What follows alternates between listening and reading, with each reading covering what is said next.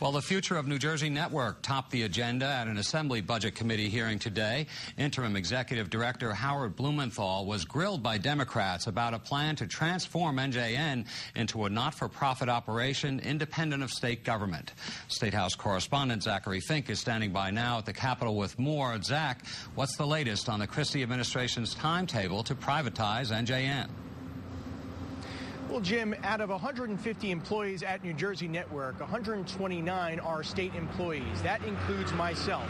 The Christie administration is looking to end that in January of 2011. They want to get NJN out of the state system, and they're hoping to have a bill to do that and passed before the end of the fiscal year. The union representing those employees is against any form of privatization. Now, the reason NJN's budget came up today is because it falls within the Department of State.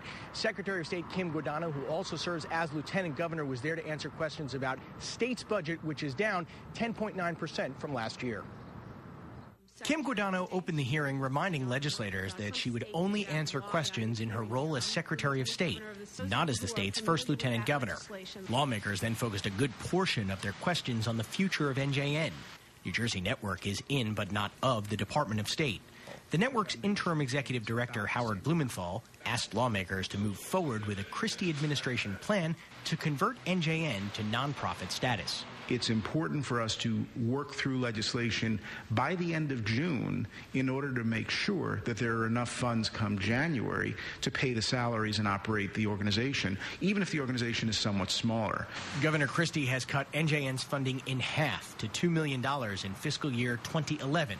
But when you include the state facility NJN is housed in and employee salaries, Blumenthal says NJN would actually need $2 million a month to continue functioning as is. I heard your testimony, and that $2 million a month staggers me again because it's the first time we've heard that, which is troubling to us. Well, we've been working with Treasury, and we've been working with the governor's office, and clearly there's a lot more communication to be done. They are clearly a very important branch of government, but they are only equal to us.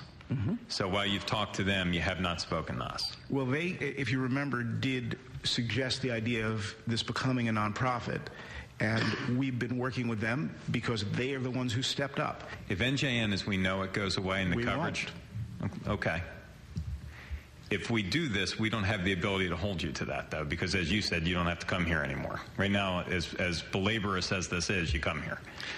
Let me just add to you.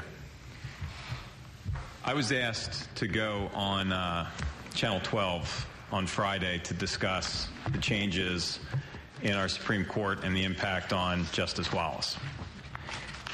I can't attend, but one of the reasons primarily is the people that I represent in South Jersey won't see Channel 12.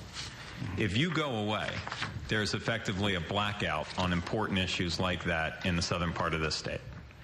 And quite frankly, a fan running on the field at Citizens Bank Park gets more attention than the change in our Supreme Court on ABC, NBC, and CBS in South Jersey. Of 174 public television stations, 90 of them are operated as nonprofits. The majority of them are operated as nonprofits. The concerns that you have, although they're valid, simply don't prove out in the marketplace. According to Blumenthal, other states have made a successful transformation to nonprofit status, including Hawaii and Vermont. I happen to favor a continued subsidizing while we try to work through a transition, but I don't know that this is an asset that we're going to place a zero value on to move to a nonprofit because it's the way it happened in Oregon or it happened in New Hampshire, which are much different places than a media market sitting between New York and Philadelphia. I get shocked repeatedly by the individuals that I talk to, just people on the street that I've known all my life and I talk to, that actually watch these hearings. And what even stuns me more is they watch him at 2 in the morning, and I just can't imagine it. And people that I would never expect who are intently interested in what happens in this building and from a governmental standpoint in the state. I hope that we will have the necessary funds to be able to continue to do this in a first-class professional manner. We do not want to lessen the service.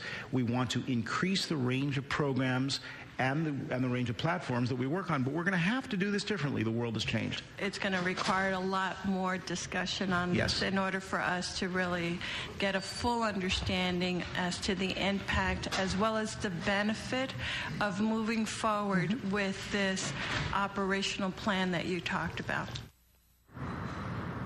Now, in its 40-year history, there have been several attempts to privatize NJN. All of them have failed, most recently in 2008. That's the latest from here. I'm Zachary Fink, live at the Capitol. Jim, back to you. All right. Thank you, Zach.